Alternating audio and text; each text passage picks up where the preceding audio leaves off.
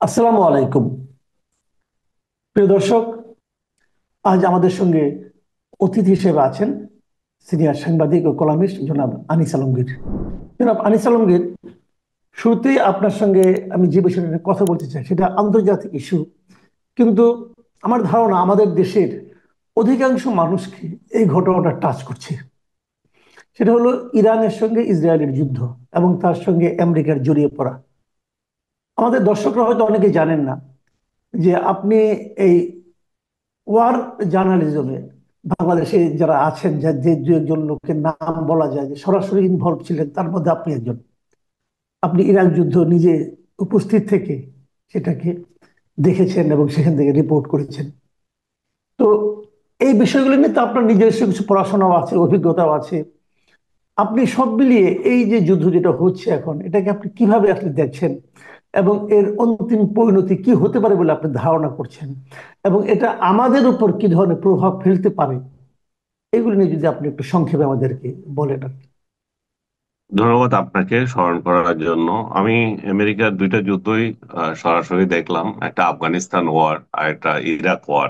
এই দুইটা ওয়ারের সঙ্গে আমি যদি এই ওয়ারের তুলনা করতে যাই, আমি কিন্তু খুব পার্থক্য দেখছি না। বিশেষ করে ইরাক ওয়ারের সাথে এটার অনেক সিমিলারিটি আছে। ইরাক ওয়ারের সময় আপনি যদি দেখেন যে ইরাকের পক্ষে কে ছিল, কেউই ছিল না। আমেরিকা যখন মানে অন্যায্যভাবে তাদেরকে আক্রমণ করলো এবং অভিযোগ করলো যে তাদের কাছে পরমাণু অস্ত্র আছে, তারা তৈরি করছে, এই অভিযোগ দিয়ে তাদের কি করলো, কিন্তু সেটা ভুল প্রমাণিত হলো, পরে তারা নিজেরাই স্বীকার করলো। আজকে ইরানের ক্ষেত্রে একই ঘটনা ঘটতে যাচ্ছে, বলছে পরমাণু অস্ত্র আছে বা তৈরি করছে ওরা, কিন্তু তারা এখনো পর্যন্ত কোনো প্রমাণ দিতে পারে নাই। এবং ইরান একটা এমন একটা দেশ মিডল ইস্টে, যে আর মিডল ইস্টে তার পালিত রাষ্ট্র ইসরায়েলের একমাত্র প্রতিদ্বন্দ্বী, একমাত্র চোখ রাঙিয়ে তাদের সাথে কথা বলতে পারে। আপনি যদি বিগত বছরগুলো দেখেন তাহলে দেখবেন যে লেবাননের হিজবুল্লাহ দিয়ে কিংবা প্যালেস্টাইনের হামাসকে দিয়ে এই এই যুদ্ধ কিন্তু চলেছে। এবং ইরানের সাথে ইসরায়েলের একটা ছায়া যুদ্ধ চলছে, ইভেন আপনার আহ ইয়েমেনের হুতিদেরকে দিয়ে। এরা সবগুলো কিন্তু শিয়া অধ্যুষিত, এবং এই শিয়া অধ্যুষিত লোকগুলো যখন ইরানের নেতৃত্বে ইসরায়েলকে পছন্দ করছে না। কিন্তু আমরা যদি আবার দেখি, আমরা যে সুন্নি, আমাদের সুন্নি নেতৃত্বের মুরব্বী সৌদি আরবের নেতৃত্বে যারা আছে, সবাই আবার এই ইসরায়েলের সঙ্গে তলে তলে সম্পর্ক রাখছে, হয়তো মুখে মুখে অনেকে নিন্দা করে শুধু। ইভেন আপনি যদি খেয়াল করে দেখেন, ইউএইর মতো একটা রাষ্ট্র, সেও কিন্তু 2020 সালে ইসরায়েলের সাথে কূটনৈতিক সম্পর্ক স্থাপন করেছে। আপনি কিন্তু আবার আমি এটা জানিয়ে দিচ্ছি যে ইউএইর মাধ্যমে কিন্তু এখন ইয়েতে ভিজিট করা যায়, আপনার ইসরায়েলে ভিজিট করতে পারে, ইভেন বাংলাদেশেরও ভিজিট করতে পারে, পাসপোর্টেরও দরকার নাই। তো এমন সুবিধা তারা করে দিয়েছে। তারা তারা তখন একটা অজুহাত দিয়েছিল যে ইসরায়েল যে যে ভূমিগুলো মিডল ইস্টের বিশেষ করে প্যালেস্টাইনের দখল করছে, তারা সেগুলো ছেড়ে দেবে। কিন্তু বাস্তবতা হচ্ছে যে ইসরায়েল সেটা ছাড়েনি। ইসরায়েল আজকে সিরিয়ার কিছু অংশ দখল করেছে, লেবাননের কিছু অংশ দখল করেছে, প্যালেস্টাইন তো পুরোই তাদের কবজায় চলে এসেছে। এখন তারা চারপাশে যা পাচ্ছে তাই দখল করছে। আর মিডল ইস্টের 7টা দেশে তাদের ঘাঁটি, যে সৌদি আরব থেকে শুরু করে সৌদি আরব, ইউএই, কুয়েত, কাতার, ওমান, বাহরাইন, এমনকি এর দূরে গিয়ে আরেকটা দেশ মনে করেন মিশর, তার কাছেও কিন্তু এই আমেরিকান সৈন্য রয়ে গেছে। তো আমেরিকা এবং ইসরায়েলের স্বার্থ পরস্পর সম্পর্কিত। এই সম্পর্কিত বলেই এখন এই, ওবামা বলছে যে, সরি ওবামা নয়, ট্রাম্প বলছে যে আমি যুদ্ধ ও সম্মতি দিয়ে দিয়েছে, ইভেন যে কোনো সময় তারা আক্রমণ করতে পারে, বাট আমরা 15 দিন দেখবো। কয়দিন দেখে, আসলে ট্রাম্পের কথার কোনো পাত্তা নাই। আপনি যদি খেয়াল করে দেখেন যে কর্মসূচির জন্য ওরা ওদের উপর ক্ষিপ্ত, সেটা হচ্ছে পারমাণবিক কর্মসূচি।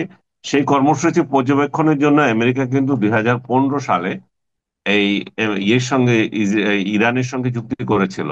সেই চুক্তিতে কে ছিল? ইউরোপিয়ান ইউনিয়ন, জাতিসংঘ, আমেরিকা। আহ, তারা সবাই মিলে যে এই চুক্তিটা করলো, সেই চুক্তিতে কথা ছিল যে ইরানের এই ইরান যে শক্তি অর্জন করছে, সেটাকে আপনার কমিয়ে আনার ক্ষেত্রে, যে কমানোর পদক্ষেপ নেবে, যেহেতু আণবিক শক্তি দ্বারা যাতে অর্জন করতে না পারে, এবং এই বিষয়টা আন্তর্জাতিক পরমাণু জ্বালানি সংস্থা এরা তদারকি করবে। কিন্তু বছর না যাইতে দেখা গেল যে আমেরিকা এটা থেকে ফটে গেছে, আমেরিকা এটাতে পিছু টান দিয়েছে। এবং ইয়ে আসার পর আপনার ট্রাম্প প্রশাসন, এটা ওবামা চুক্তিটা করেছিল, ট্রাম্প এসে চুক্তি বাতিল করেছে, এবং তার বাতিল না মানে তাকে সরিয়ে নিয়েছে সে। এই যে অবস্থা, তো সেখান থেকে তাহলে এবং মানুষ কিন্তু খুব খুশি হয়েছিল তাদের এই সম্পর্কের উন্নয়ন দেখে, কারণ দেখা গেল যে তারা কতগুলো বন্দীকে, আমেরিকান 5 জন বন্দী ছিল ইরানের হাতে, তারা তাদেরকে মুক্তি দিয়েছিল। আর ইরানের 7 জন বন্দী ছিল, তারা তাকে মুক্তি দিয়েছিল। এই এই বিষয়টা তখন এত একটা শান্তিপূর্ণ পরিবেশে যাওয়ার পদক্ষেপ নিয়েছিল। ট্রাম্প সেটাকে এসে গন্ডগোল বাঁধিয়েছে, এবং সেটা সে এখনো এখনো পর্যন্ত মানে চলমান রাখছে। আজকে ইসরায়েলের পক্ষ নিয়ে সে এটা আক্রমণ করতে চায় কেন? কারণ তারা যাতে পারমাণবিক শক্তি অর্জন না করে, তাদের প্রধান অভিযোগ ছিল, ইভেন এটা বারাক ওবামা প্রশাসনও করছিল, যে তাদের মানে ইয়ের উপর আমরা, ইরানের উপর আমরা অর্থনৈতিক নিষেধাজ্ঞা অব্যাহত রাখবো। কেন? কারণ ইরানের যে ব্যালিস্টিক ক্ষেপণাস্ত্র কর্মসূচি, সেটা বিশ্বের জন্য নিরাপত্তা হুমকি। আসলে বিশ্বের জন্য তো না, এটা আহ ইসরায়েলের জন্য একটা নিরাপত্তা হুমকি ছিল। আজকে তো দেখা যাচ্ছে যে ইসরায়েলে যা কিছু হচ্ছে, এই ক্ষেপণাস্ত্র এই বা এগুলোকে এগুলোকে মেরেই তারা প্রতিরোধ করছে। বাস্তবে তো প্রায় 2,000 কিলোমিটার দূরের আরেকটা রাষ্ট্রে গিয়ে আক্রমণ করা ইরানের জন্য খুবই কঠিন, কারণ ইরানের ওই ধরনের যুদ্ধ জাহাজ নাই। এবং আমরা দেখলাম যে শুরুর দিনেই ইসরায়েল প্রায় 200 যুদ্ধ জাহাজ দিয়ে আক্রমণ করেছে, এবং 100 জায়গায় আক্রমণ করেছে। মূল যে স্থাপনাগুলো আছে আপনার, যে জ্বালানির পারমাণবিক কর্মসূচি, সেগুলো ধ্বংস করেছে। এখন ফর্দ নামক আরেকটা এলাকায়, যেখানে বিশ্বাস করা হয় যে ইরানিরা আহ, আহ, গোপনে ইয়ে করছে আপনার, আহ বোমা তৈরি করছে, সেটাকে ধ্বংস করার জন্য এখন আমেরিকা সেখানে নাক আচ্ছা, গলাচ্ছে। এই যে ইরানের পারমাণবিক অস্ত্র থাকা না থাকা নিয়ে আমেরিকার এত উদ্বেগ, হুম। তো এ- ইসরায়েলের কি পারমাণবিক অস্ত্র নাই? ওটা নিয়ে অবশ্যই কেউ আছে, ওটা নিয়ে কেউ উদ্বেগ অবশ্যই আছে। প্রকাশ করছে? এটাই তো হচ্ছে সবচেয়ে আজকের বিশ্বের সবচেয়ে দুর্ভাগ্যজনক বিষয়। ইরাককে যখন আক্রমণ করলো, তখন কোনো রাষ্ট্র কথা বললো না। এই যে আপনার ইয়ে বলেন, রাশিয়া বলেন, চায়না বলেন, এগুলো সবগুলো মুখে মুখে বিরোধিতা করেছে। কেউ কিন্তু এগিয়ে আসে না ইরাকের প্রশ্নে। আজকে ইরানেরও একই পরিণতি ঘটতে যাচ্ছে। রাশিয়া, চায়না এরা কিন্তু বাইরে থেকে বলছে, কিন্তু আসলে বলে কি লাভ? কিছু তো হবে না। ইভেন এটা হচ্ছে তেলের খেলা। রাশিয়া হচ্ছে সেকেন্ড, থার্ড প্রডিউসার আপনার তেলের দিক থেকে, আমেরিকা, সৌদি আরব, তারপরে তারা। তো তার তেলের বাজার বেড়ে যাচ্ছে, তারও তো লাভ। সেও তো একটা যুদ্ধে জড়িয়ে নিজের ইয়ে হচ্ছে, যদিও ইরান থেকে সহযোগিতা নিয়েছে। ইরান একটা তেলের বাজার, সে 7 নম্বরে অবস্থানে আছে। তো মিডল ইস্টটা তো একটা তেলের খনি, এই পশ্চিমা বিশ্ব তো চায় যে তাদের তেলগুলো নিয়ে যেতে। আপনি যদি তেলের হিসাব করেন, তাহলে দেখবেন যে 100 কোটি ডলারের তেল কিনে আমেরিকা প্রতিদিন তার খরচ করে। সে তেল উৎপাদন করে, আবার তার সাথে তার বাইরের তো তেলও তার দরকার হয়। তার তার তার জ্বালানির মাত্র 25% সে দিতে পারে, আর বাকি 75% বাইরে থেকে সংগ্রহ করে। সো মিডল ইস্টের তেল আসলে মিডল ইস্টের জন্য অনেক বেশি কঠিন বাস্তবতা। এবং আপনি যেটা বলছিলেন যে কেন এই ধরনের পরিস্থিতিতে হয়, কেউ কিছু বলছে না, এটা হচ্ছে যে আসলে একটা মানে একটা এই বিশ্ব ব্যবস্থাপনায় একটা যে বিষয় ছিল, সেটা একটা ভেঙে গেছে। আমেরিকা এবং রাশিয়া যখন ছিল, তখন এই যে মানে এটা বলি, আমরা কি বলবো, এটা ওয়ার্ল্ড অর্ডার, যেটা যে কে কেমন আচরণ করবে, কার কি কথা কতটুকু থাকবে, সেটা ভেঙে গেছে। এখন একতরফা চলতেছে। তো একতরফা আমেরিকাকে প্রতিরোধ করার জন্য কেউ নাই। আপনাকে সংক্ষিপ্ত উদাহরণ যদি আমরা আমাদের পলিটিক্স এর সাথে দিই, তাহলে অনেকেই হয়তো এটা রিলেট করতে পারবে। যেমন বাংলাদেশে বিএনপি, আওয়ামী লীগ বড় এক দুইটা রাজনৈতিক দল, তারা পরস্পরকে ছিল, একটা ব্যালেন্স ছিল এখানে। এখন যখন এখন যখন আপনার এই, যখন মনে করেন যে আওয়ামী লীগ যখন ছিল, আওয়ামী লীগ তার শক্তি এমন প্রদর্শন করেছে যে নিঃশেষ করে দিতে চেয়েছিল বিএনপিকে। বিএনপি কিন্তু নিঃশেষ হয়নি, বিএনপি আসলো আবার। এসে এখন আওয়ামী লীগের হাওয়া করে দিল। তাহলে এটার পরিণতিতে হচ্ছে কি বিশ্বের মধ্যে কি, যেমন আজকে যে দুর্গতি, সে বাংলাদেশের একই দুর্গতি চলছে। তাহলে সমাজে একটা মানে ভারসাম্য নেই, এখন একতরফা চলতেছে।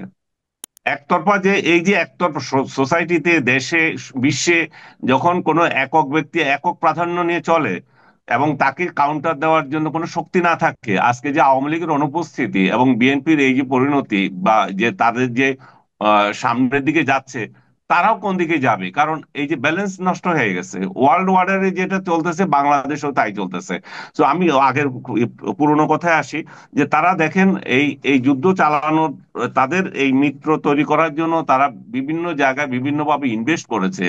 এই যে মিডল ইস্টের দেশগুলোতে তাদের সৈন্য সামর্থ্য আছে, তারা প্রস্তুত হচ্ছে যে যুদ্ধ আরেকটা চালানোর জন্য।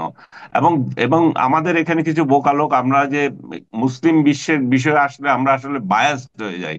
বাস্তবতা হচ্ছে ইরান এখানে কিছুই করতে পারবে না, কারণ সে পাল্টা প্রতিরোধ করবে। সে সে গাজা না, কিংবা ইরান না, সরি ইরাক না, সেও পাল্টা প্রতিরোধ করবে, কিন্তু কতটুকু করতে পারবে?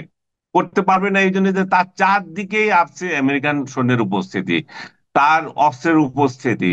এবং সবচেয়ে বড় যে বিষয়টা, যে সমস্ত রাষ্ট্রগুলোতে আমেরিকান ঘাঁটি আছে, সেই রাষ্ট্রগুলো তো চায় যে ইরাক এখানে মাথা তুলে না দাঁড়াক, ইরান এখানে মাথা তুলে না দাঁড়াতে পারুক। এরা মুখে সরাসরি বলতে পারে না, কারণ তাদের জনগণ ক্ষিপ্ত হবে। তাদের জনগণ ক্ষিপ্ত হলে তাদের রাজ্য হারা হবে তারা, সেই কারণে তারা করতে পারে না, কিন্তু তার বাস্তবতা। মানে আপনি আপনি আপনি তার মানে আপনি বলতে চাচ্ছেন যে মুসলিম বিশ্বের অনৈক্যের কারণেই ইরান এবং আগে ইরাক অথবা আফগানিস্তান সব এই সমস্ত দেশগুলোর এই দুরবস্থা হচ্ছে। প্রথমত অনৈক্য, দ্বিতীয়ত হচ্ছে আমেরিকার শক্তি। আমেরিকার শক্তিকে কাউন্টার করার জন্য এখানে কেউ নাই। আগে যে রাশিয়া ছিল, রাশিয়া নাই, সেটাই বলছি। এই যে বিএনপি এখন যা ইচ্ছা তা করতে পারছে কেন? আওয়ামী লীগ নাই। এখন যে ছোটখাটো দুই চারটা দল আছে, মনে করেন আহ, আহ, যারা, তারা বিএনপি কে প্রতিরোধ করার মতো শক্তি নাই। তো একই অবস্থা ওই বিশ্বেরও পড়েছে। তো সেই পরিস্থিতিতে উত্তরণের জন্য যে কে এসে এগিয়ে দেবে, সেই আমি খুবই মানে হতাশ এইসব জায়গায়। আপনি বললেন যে এর পরিণতি কি হতে পারে, এর পরিণতি একটাই হতে পারে, আমেরিকা আমেরিকা বাধ্য করবে ইরানকে যে তোমরা চুক্তি করো, ইসরায়েলের সাথে সম্পর্ক স্থাপন করো। এবং আপনি জানেন যে, এখানে একটু বলে রাখি, ইসরায়েলের সাথে কিন্তু ইরানের সম্পর্ক ছিল। এটা 79 সালে যখন তাদের ইরান রেভলিউশনারি পার্টি যে ক্ষমতায় আসলো এখন খোমেনির নেতৃত্বে, এই সেই খোমেনি এবং এই যে এখন খামেনি যারাই চালাচ্ছে, তাদের আগে যে সরকার ছিল, তাদের সাথে কিন্তু ইরানের সাথে কিন্তু ইসরায়েলের সম্পর্ক ছিল, সেই সম্পর্ক ছেদ হয়ে গেছে। এখন তো অলমোস্ট অনেক মিডল ইস্ট কান্ট্রির সাথে সম্পর্ক আছে, যাদের নাই তারা হচ্ছে যে মুসলিমদের কি বলবে এই ভয় নাই। এবং দুর্ভাগ্য হচ্ছে যে আমাদের মতো রাষ্ট্র, আমরা যাদের সাথে এর কোনো লেনদেন নাই, আমরা কিন্তু এই এই মুসলিম উম্মার স্বার্থেই আছি এবং এই মিডল ইস্টের স্বার্থে আছি, অথচ মিডল ইস্ট নিজেরাই তলে তলে প্যালেস্টাইনিদের স্বার্থ বিসর্জন দিয়ে ইসরায়েলিদের সাথে গেল। আরেকটা তথ্য অনেকে হয়তো জানেন, যে এই ইসরায়েল কিন্তু বাংলাদেশকে প্রথম সমর্থন দিয়েছিল 1971 সালের এপ্রিল মাসে। আর সেটা পড়েছিল, বাংলাদেশ সেই স্বীকৃতি নেয় নাই। বাংলাদেশ স্বীকৃতি ভুটান এবং ভারত থেকেই নিয়েছিল। বঙ্গবন্ধু আসার পর সেই স্বীকৃতি কোনো মূল্যায়ন করে নাই, বরং ইসরায়েলের প্যালেস্টাইনের সাথে আমাদের যে নীতি, সেটা গ্রহণ করেছিলেন উনি। এবং সেই নীতি আজকে পর্যন্ত বাংলাদেশের যত সরকার আছে তারাও গ্রহণ করছে। কিন্তু বাস্তবতা হচ্ছে যে আমরা যেটা করি নাই, সেটা এখন মিডল ইস্টেরা নিজেরাই করছে। এবং আরেকটা বিষয় হচ্ছে যে এই যে এই যে যুদ্ধটা, এই যে তাদের যে বিরোধটা, এটা তো কোনো ধর্মীয় বিরোধ না, এটা হচ্ছে ল্যান্ড নিয়ে বিরোধ। এই ল্যান্ডের সমাধান কিভাবে হবে, সেটা সেটা নিয়ে বারবার উদ্যোগ নেওয়া হয়, আমেরিকাও উদ্যোগ নিয়েছিল। কিন্তু কেন যে হয় না, সেটা হচ্ছে যে অনৈক্য, সেটা হচ্ছে যে আমেরিকার অসততা। সে ব্রোকার হিসাবে সে অসৎ ব্রোকার। সে যদি সৎ ব্রোকারি করতো, তাহলে কিন্তু বহু আগেই এই সমস্যার সমাধান হয়ে যেত। এখন যেটুকু চলতেছে সেই কথা আপনার, আবার কথা আসি যে এ, আমেরিকা একটা বাধ্য করবে ইরানকে একটা চুক্তি করতে, যে তোমরা এই কর্মসূচি থেকে পিছিয়ে থাকবে। এবং ইরান হয়তো শেষ পর্যন্ত সেদিকে যেতেই পারে, কিন্তু তার আগে তারা লড়ে যাবে, এটাতে কোনো সন্দেহ নাই। এরা সাদ্দাম হোসেন নয় যে পালিয়ে যাবে সরকার সহ, আমরা যেটা দেখেছিলাম সাদ্দাম হোসেন থাকতে। যে সরকার সহ পালিয়ে গিয়েছিল। যেদিন আমেরিকা বোম্বিং হচ্ছিল তাদের কোনো অস্তিত্ব ছিল না। এক আল সাহাব ছিলেন, প্যালেস্টাইন হোটেলে আসতেন, আমাদেরকে বক্তৃতা দিতেন, এই কর্ম সেই কর্ম এইটা। এখন কিন্তু ইরান তো তাদের পুরো প্রশাসন নিয়ে আছে তাদেরকে, এবং তাদের জাতীয় ঐক্য আরো দৃঢ় হচ্ছে, যেখানে তাদের সরকারকে মানে রিজিম চেঞ্জ করার জন্য ইসরায়েল আগ্রহ দেখাচ্ছিল, মানে উঠে পড়ে লেগেছিল ইসরায়েল এবং আমেরিকা, সেখানে উল্টা তাদের জাতীয় ঐক্য হচ্ছে। এবং এই যে খামেনি যদি সরেও যায়, দেখবেন যে আরেকজন খামেনি চলে আসবে, সেখানে কিন্তু সমস্যা হবে না। যেমন তাদের জেনারেলদেরকে হত্যা করার পরও তারা কিন্তু দমে যায় নাই। তাদের সবচেয়ে বড় ব্যর্থতা হচ্ছে তাদের গোয়েন্দা কর্ম শাখাটা একেবারেই দুর্বল হয়ে গেছে। সেই জায়গায় তারা বারবার মার খাচ্ছে। তো এই পরিস্থিতি থেকে উত্তরণ আমার মনে হয় যে সাময়িকভাবে ইরান যদিও পিছু হটবে, বা পিছু হটলেও প্রযুক্তি যেহেতু সে আয়ত্ত করেছে, এই তার মাথার মধ্যে যেহেতু বোমা আছে, তো সে সেটা সহজে তাকে পরাস্ত করবে এটা সম্ভব না। সে তো একটা পরাশক্তি ছিল এক সময়, তাই না? সে জি যতই জি। দমে যাক, কতটুকু তাকে দমাতে পারবে, এটা হচ্ছে বিষয়। আর এই ইসরায়েলের মধ্যেও কিন্তু বিদ্রোহ শুরু হবে। তারা একটা ফিলিংস পাচ্ছে গত 2 বছর গাজাতে যেভাবে বোমা বর্ষণ করা হয়েছে। তো তাদের এই পরিস্থিতিতে তারা এই ফিলিংস পাওয়ার ক্ষেত্রে, তারা তো একটা গণতান্ত্রিক রাষ্ট্র, কোনো সন্দেহ নাই। তো জনগণ কিন্তু ক্ষেপে উঠবে নেতানিয়াহুর বিরুদ্ধে। ওর বিরুদ্ধে এমনিও তো ক্ষেপা, যখনই ক্ষিপ্ত, যখনই সে ক্ষমতা হারাতে চায়, তখনই সে এই সমস্ত যুদ্ধ এবং আক্রমণ এগুলো শুরু করে। জি, এখন আমরা একটু আলোচনা, আমরা অনেক লম্বালম্ব হলো অলরেডি। আমার মনে হয় দর্শকরা আন্তর্জাতিক বিষয়ে আগ্রহ দেখাবেন। আমরা এখন একটু জাতীয় অঙ্গনে ফিরে আসতে চাই। একটাই প্রশ্ন করব, সেটা হলো যে এই লন্ডন বৈঠক যেটা হলো, লন্ডন বৈঠকের পর আমাদের যেটা মনে হচ্ছে দেশের রাজনৈতিক মেরুকরণে মনে হয় একটু পরিবর্তন আমরা দেখতে পাচ্ছি। বিএনপি এক ধরনের নিঃশর্ত সমর্থন দিয়ে যাচ্ছে সরকারের প্রতি, এবং এর পাশাপাশি এনসিপি এবং জামাত নিজেদেরকে অনেকটা বঞ্চিত মনে করছেন, এরকমও দেখছি। আবার তাদেরকে খুশি করতে যে আবার অন্য অন্য দলকে মানে একটু দুঃখ দেওয়া হচ্ছে। আমরা দেখলাম যে ওই আপনার জাতীয় ঐক্যমত্যের আলোচনায় কেউ কেউ বেরিয়ে গেল যে না, জামাতকে বেশি প্রাধান্য দেওয়া হচ্ছে। এই যে বিষয়, এই বিষয়গুলো কি আমাদের সামনের রাজনীতিতে কিরকম প্রভাব ফেলবে, এবং নির্বাচন কি আপনি মনে করেন ফেব্রুয়ারিতে হতে পারে? নির্বাচন ফেব্রুয়ারিতে হতে পারে, এটা আমার আশাবাদ। কারণ ফেব্রুয়ারি না হয় আর কি করবে? যদি ডক্টর ইউনূসের নিয়ত থাকে, নিয়ত হচ্ছে আসল কথা। আমি যে বললাম না, ব্রোকার হিসাবে আমেরিকা যে ভালো ছিল না, সেই জন্য প্যালেস্টাইন ইস্যু সমাধান হয়নি। তবে ডক্টর ইউনূস যদি ভালো নিয়তে থাকে, তাহলে সেই আমাদের ফেব্রুয়ারিতে ইলেকশন হয়ে যাবে, এবং যারা মানে ভোটে জিতে তারা ক্ষমতা দখল করবে। ক্ষমতা দখল শব্দটা বারবার চলে আসে। ওই দিন ডক্টর ইউনূসের সম্পর্ক দখল বলেছে, এই জন্য কিছু লোক সমালোচনা করছে। আসলে বাংলাদেশের রাজনীতিটা হচ্ছে এমন যে ক্ষমতা গেলে তো তারা দখলদারিত্বের মতো আচরণ করে। আমরা কি করবো ভাই, আমাদের শব্দ চয়নে এই জন্য সমস্যা হয়।